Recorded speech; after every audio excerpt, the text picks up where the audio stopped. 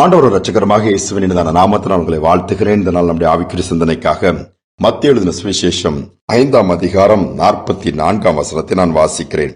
நான் உங்களுக்கு சொல்லுகிறேன், உங்கள் சத்துருக்களை சிநேகியுங்கள், உங்களை சபிக்கிறவர்களை ஆசீர்வதியுங்கள், உங்களை பகைக்கிறவர்களுக்கு நன்மை செய்யுங்கள், உங்களை நிந்திக்கிறவர்களுக்காகவும் உங்களை துன்பப்படுத்துகிறவர்களுக்காகவும் ஜெபம் பண்ணுங்கள். இங்க ஒரு காரியத்திலே ஆண்டவர் ஜெபம் பண்ண சொல்லுகிறார். எப்படி என்று சொன்னால், உங்களை நிந்திக்கிறவர்கள், என்ன சொல்ல போனால் உங்களுக்கு விரோதமா உங்களை துன்பப்படுத்திட்டே இருக்கிறவங்களுக்காக ஜெபம் பண்ணுங்கள். Is it possible? ஒரு இது முடியுமா? நம்ம நிந்திக்கிறவங்க துன்பப்படுத்துறவங்க நம்ம என்ன பண்றோம்? பழி வாங்க வாய்ப்பு கிடைக்குமா? முறுமுறுப்போம், அவங்களால சபிப்போம். இவங்கெல்லாம் என்ன ஆண்டவர் இவங்கெல்லாம் ஏதாவது செய்ய மாட்டாரான்னு சொல்லி வேணா ஜெபம் பண்ணுவோம். எப்படி ஜெபம் பண்ணுவோம்? அவங்களை இல்லாம ஆக்குங்கன்னு வேணா ஜெபம் பண்ணுவோம். அந்த இடத்துல ஆண்டவர் வித்தியாசமா சொல்லுகிறார் பாருங்களா. உங்களை நிந்திக்கிறவர்கள் துன்பப்படுத்துறவர்களை நீங்க ஜெபம் பண்ணுங்க. இந்த காரியத்தை செய்து பார்த்தா நிச்சயமாகவே அதுல பெரிய அற்புதத்தை பின்னாடி வச்சிருக்கிறாரு. யோபின் புஸ்தகத்தை நீங்க எடுத்து வாசித்து பாத்தீங்கன்னா, யோபு எல்லாவற்றையும் இழந்து தவித்து ரோட்டுக்கு வந்துட்டாரு. 40 பிள்ளைகள் பறி கொடுக்கிறாரு. ஆடு மாடு எல்லா சம்பத்து சுகம் எல்லாம் போய் சரீரத்துல ஃபுல்லா வியாதி, உயிர் மட்டும்தான் இருக்குது. ஒய்ஃபும் கோவிச்சுட்டு போயிட்டாங்க.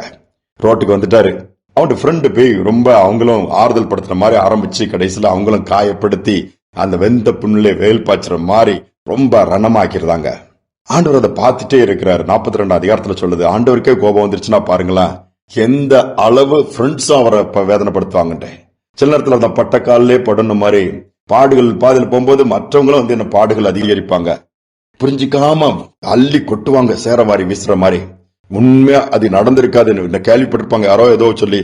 எல்லாமே அப்படியே பார்க்க ஆரம்பிச்சிருவாங்க, பேச ஆரம்பிச்சிருவாங்க. நம்ம கோபம் வந்துடும். அப்போ ஆண்டவர் கோவப்படும் போது அந்த ஃப்ரெண்ட்ஸை பார்த்து, யோபு ஃப்ரெண்ட் நீங்க போய் 7 காளைகளும் 7 ஆட்டுக்கடாக்களும் பிடிச்சிட்டு வந்து தகன பலியிடுங்க, யோபு உங்களுக்காக வேண்டுதல் செய்வான், இல்லன்னா உங்க நிலைமை பரிதாபம் அப்படின்றது. யோபு என்ன பண்றாரு? இவங்களுக்காக ஜெபிக்க ஆண்டவர் வைக்கிறார் அந்த இடத்துல.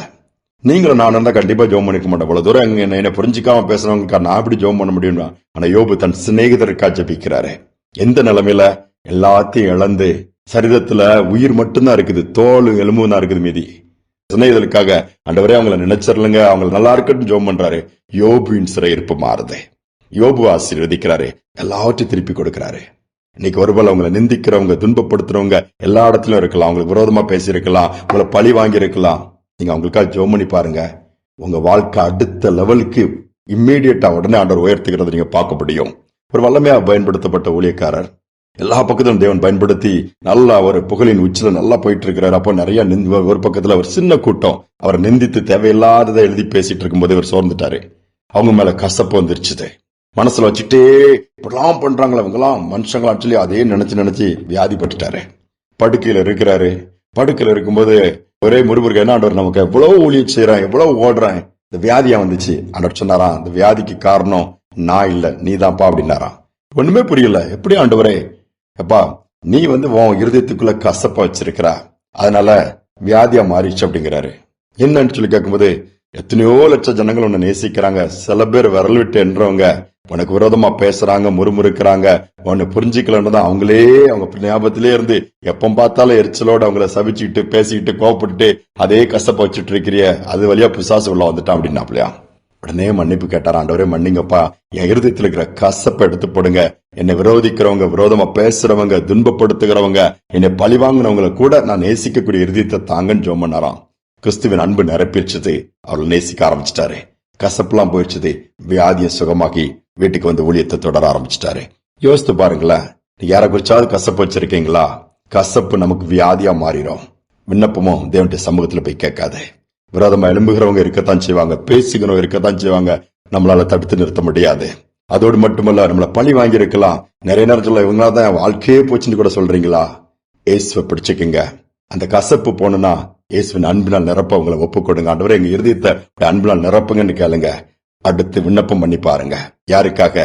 என்ன நினைச்சிருங்கப்பா, அவங்க முன்னாடி உயர்த்துங்க, அதெல்லாம் வேண்டாம். அவங்க நல்லா இருக்கட்டு, அவங்க புரிஞ்சிக்காம செய்யறாங்க, ஆசீர்வதிங்க. நீங்க ஜெபம் பண்ணி பாருங்க. சூழ்நிலை தலைகளை மாறி உங்க தலையை நிமிர்ந்து நிற்க கர்த்தர் பண்ணுவார். நிச்சயமாகவே அது நடக்கும். வேதம் அதை தான் சொல்லுகிறது. நிந்திக்கிறவர்களுக்காக துன்பப்படுத்துறவர்களுக்கு ஜெபம் பண்ணி பாருங்க. ஜெபம் பண்ணுங்கள் என்று சொல்லப்பட்டிருக்குது. இயேசு அதை செய்து காமிச்சார. என் நாம செய்ய முடியாது. சிலுவையில தொங்கும் போது கூட குத்தினவர்கள், விரோதமா பேசினவர்களுக்காக அவர்களுக்காக பிதாவிடம் வேண்டினாரே. அதைதான் இயேசு நம்மிடத்தில் எதிர்பார்க்கிறார். சோர்ந்து போயிடாதங்க. மீண்டும் ஆண்டவர் நம்முடைய வாழ்க்கை கட்டி எழுப்ப முடியும். இடிக்கப்பட்ட வாழ்க்கையா இருக்கலாம், கைவிடப்பட்ட நிலைமையா இருக்கலாம், தனியா போராடுகிற ஒரு காரியமா இருக்கலாம், வேலை இழந்திருக்கலாம், பிசினஸ் இழந்திருக்கலாம், துரோகம் நேரிட்டு இருக்கலாம். ஏசு இருக்கிறார். யாரு மேலாம் நீ கசப்பு இருக்குதோ அவங்களுக்கு ஜெபிங்க, வாழ்த்தி அவங்க ஆசீர்வதிக்கப்படட்டும் ஜெபம் பண்ணி பாருங்க.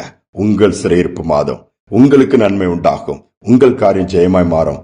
கசப்பும் மறைஞ்சிரும். தொடர்ந்து உங்கள் பிரயாணம் இனிதாக, எளிமையாக, ஜெயமாக இருக்கும். ஜெபிப்பும் அன்பின் தகப்பனே, புதிய நாளை கொடுத்ததற்காக ஸ்தோத்திரம். இந்த நாளிலப்பா அநேக இடத்துல நிந்தனை தாங்க முடியாம, துன்பத்தை தாங்க முடியாம முறுமுறுக்கிறது, விரோதமான பழிக்கு பழி வாங்குகிற காரியங்கள் பெருகி இருக்கிற அந்த காலத்துல நாங்க பழி வாங்குகிறவர்களா அல்ல, நிந்திக்கிறவர்களுக்கு விரோதமாய் செயல்படுகிறவர்களா அல்ல, புலம்புகிறவர்களா அல்ல, ஒரு கூட்டத்தை எழுப்பி நேருக்கு நேரம் சண்டை போடுகிறவர்களா அல்லப்பா.